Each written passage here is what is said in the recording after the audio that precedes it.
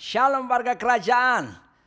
Kita jumpa lagi dalam program Voice of Victory dari RMTV.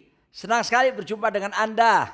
Saya bersyukur kita bisa berjumpa kembali dalam pemeliharaan Tuhan yang luar biasa.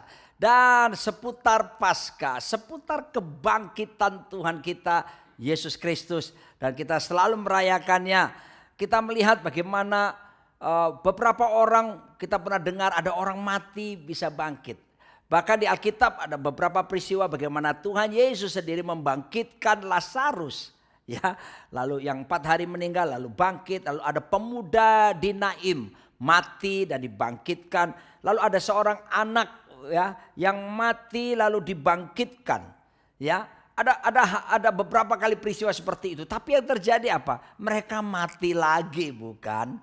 Tapi saya memberitahu saudaraku dikasih Tuhan, Yesus Kristus sang kebangkitan itu, dia memang pernah mati, tetapi kemudian hari yang ketiga dia bangkit dari kematian, mengalahkan dosa, mengalahkan maut, mengalahkan iblis dan segala pasukannya. Kebangkitan Yesus sesuatu adalah salah satu daripada kebenaran utama di dalam Injil. Ini yang luar biasa saudaraku dikasih Tuhan. Pengharapan kita tidak sia-sia karena Yesus sudah bangkit dari kematian. Kebangkitan pula membuktikan bahwa dia Yesus Kristus adalah anak Allah. Dia pernah menyatakan kepada murid-muridnya, bahkan 700 tahun sebelumnya ketika Nabi Yesaya hidup dalam Yesaya 53. Bagaimana di situ dinubuatkan sang Mesias mati tetapi kemudian mengalami kebangkitan. Ini membuktikan juga bahwa apa yang ditulis Alkitab itu tidak bohong. Alkitab sepenuhnya 100% firman Tuhan. Ucapan Yesus kepada murid-muridnya berkali-kali dia berkata bahwa anak manusia akan diserahkan lalu mati, tapi akan dibangkitkan, akan kembali hidup. Saudaraku dikasih Tuhan, Tuhan berbicara dan kenyataannya terjadi. Berapa banyak kita mendengar ahli-ahli agama, pemimpin-pemimpin agama, mereka bisa mengajar dan mungkin menyatakan perkara-perkara luar biasa. Toh akhirnya mereka mati dan tidak pernah bangkit lagi. Tapi Tuhan kita Yesus Kristus mati untuk menebus dosa dan menanggung semua kesalahan, kenajisan kita, kehidupan lama kita. Lalu dia bangkit, dia gantikan kita menjadi manusia baru, dikuduskan, dibenarkan, dan diberikan otoritas kerajaan untuk memerintah, untuk menegakkan kerajaan Allah, menjadi perwakilan kerajaan Allah di planet bumi ini. Nah, salah satu kata bangkit, saudaraku dikasih Tuhan, di dalam bahasa aslinya digunakan bahasa Yunani adalah anistemi. Nah, anistemi bangkit ini mengandung beberapa pengertian. Yang pertama, anistemi yaitu kata bangkit mengandung pengertian perubahan kedudukan secara jasmani. Apa artinya? Pindah posisi, itu arti daripada kata bangkit anistemi. Seperti dalam Kolose 1 ayat 13 sampai 14, pindah dari kuasa kegelapan kepada kerajaan anaknya. Wah, kita dipindahkan dari terkutuk sekarang menjadi orang-orang yang diberkati oleh Tuhan. Dipindahkan dari orang-orang selalu kalah, dikalahkan oleh kuasa kegelapan. Kita sekarang menjadi more than conqueror, bahkan lebih daripada pemenang. Dipindahkan dari kuasa kerajaan iblis kepada kuasa the kingdom of God, kerajaan Allah yang tidak mungkin tergoncangkan. Itu sesuatu yang luar biasa. Pastikan saudara sudah pindah posisi, ya. Pastikan pindah posisi ditandai dengan apa? Bertobat, ya. Saudara, tinggalkan hidup yang lama dan mulai rubah pola pikir, belief system saudara, ditaklukkan, diselaraskan dengan kebenaran firman Tuhan, dan kita menghadapi hidup yang baru di dalam Tuhan. Yohanes 5:24 menyebutkan kita pindah posisi dari maut ke dalam hidup. Luar biasa. Kuasa maut tidak bisa menguasai kita. karena Yesus berkata, akulah kebangkitan dan hidup. Dan kuasa kehidupan Kristus mengalir dalam diri kita. Kalaupun toh suatu hari daging kita bisa mati, tetapi roh kita akan hidup selama-lamanya bersama dengan Tuhan. Itu suatu hal yang luar biasa. Pastikan bahwa Anda semua punya pengalaman bangkit itu. Pindah posisi dari dosa, hidup dalam kehendak daging, sekarang dipimpin penuh oleh Roh Kudus dan hidup menjadi pelaksana kehendak Tuhan. Itu arti pertama. Arti yang kedua dari kata bangkit, anistemi, adalah bangkit dan berani melawan musuh.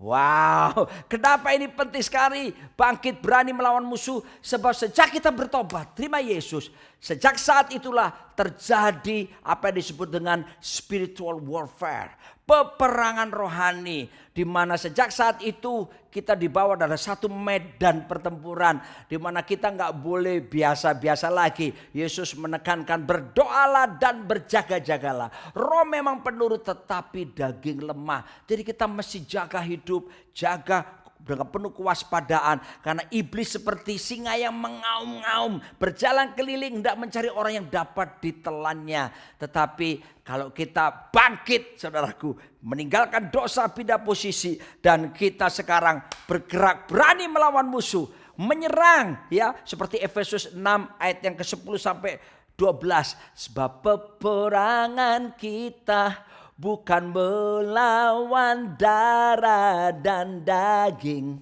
Sebab peperangan kita melawan roh-roh jahat di udara, dan seterusnya dan seterusnya. Jadi kita sedang melawan roh-roh jahat, penguasa-penguasa udara, penghulu-penghulu udara, pemerintah-pemerintah udara. Struktur iblis ada jenjang-jenjangnya. Dalam Efesus tadi 6 ayat 10 sampai 12, yang paling rendah disebut roh-roh jahat. Itu disebut kosmokratoras. Itu levelnya kayak tentara prajurit biasa, saudaraku, ya. Dosa-dosa sehari-hari. Tapi ada lebih tinggi yang disebut penghulu, itu dunamos. Itu seperti kapten-kaptennya seperti itu, ya. Lalu kemudian contohnya apa? Seperti kebudayaan di suatu daerah lokal, lalu ada fanatisme di daerah lokal tertentu, lalu lebih tinggi lagi penguasa-penguasa exousia, yaitu misalnya dalam pangkat kemiliteran itu seperti sudah kolonelnya, wah, sudah menguasai satu kota gitu ya, kuasa gelap itu. Lalu yang paling tinggi disebut pemerintah-pemerintah, arke. Itu apa? Itu level jenderal-jenderal, penguasa satu negara.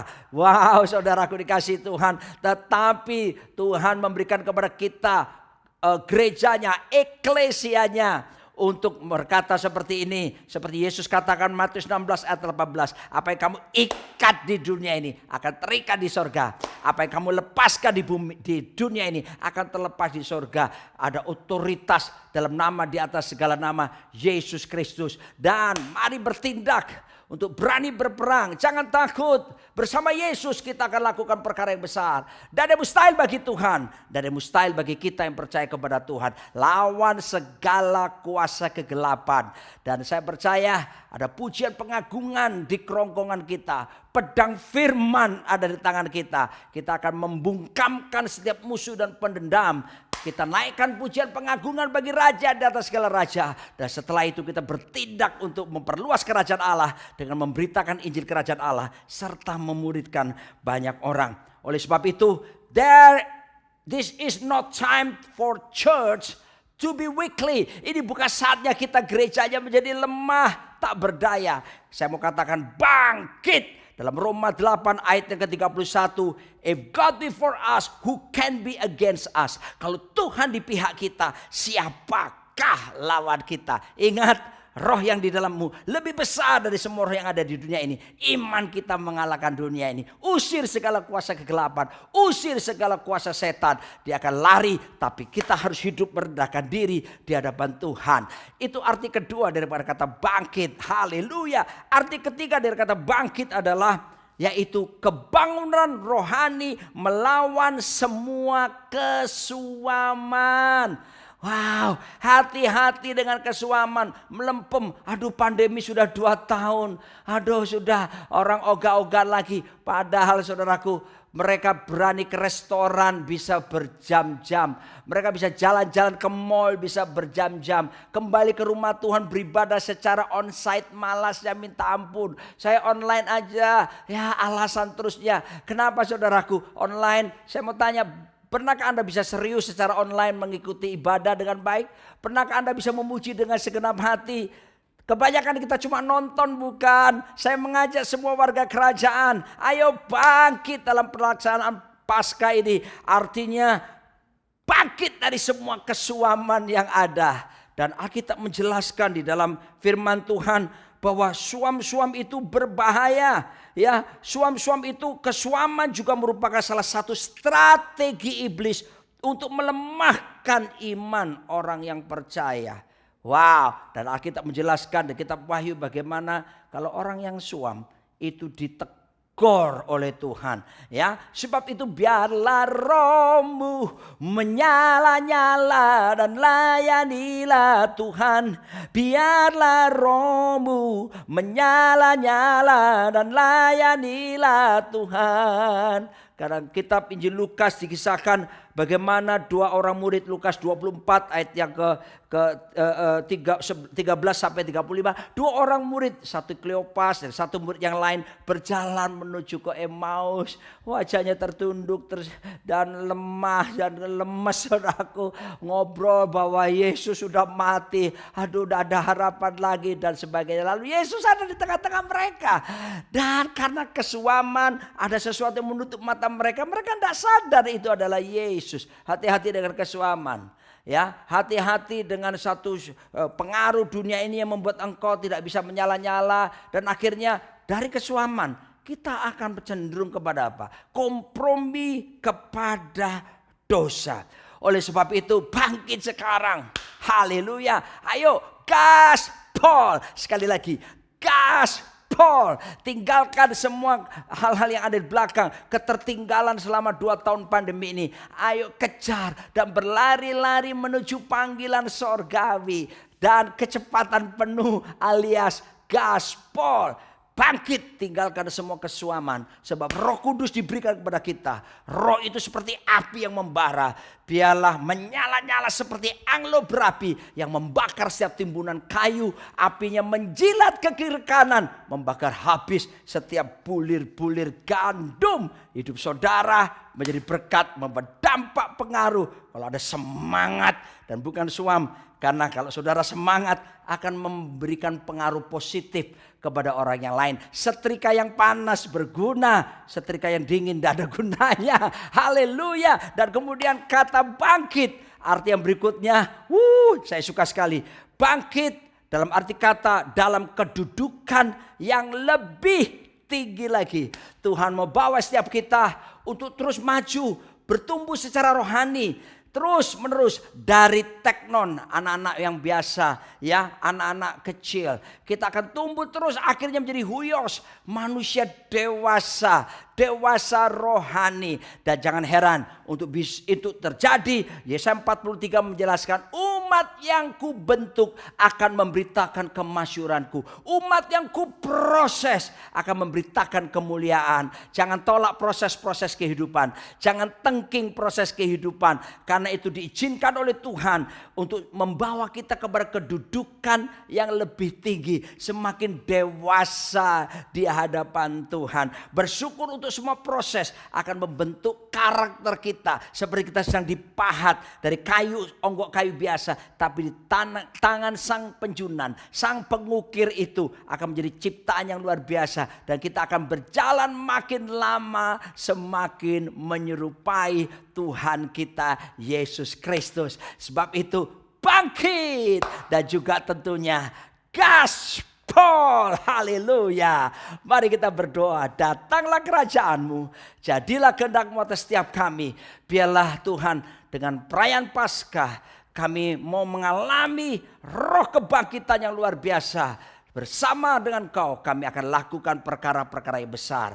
Berkati semua jemaat-Mu yang sudah mulai lemah, yang sudah mulai suam-suam kuku. Bangkitkan, biarlah api Roh-Mu membakar setiap kami. Memberikan kami semangat yang baru Tuhan. Untuk bangkit melayani-Mu, beribadah kepada-Mu. Dan hidup menjadi pelaksana-pelaksana kehendak-Mu yang kuat di akhir zaman ini.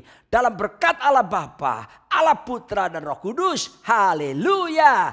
Amin.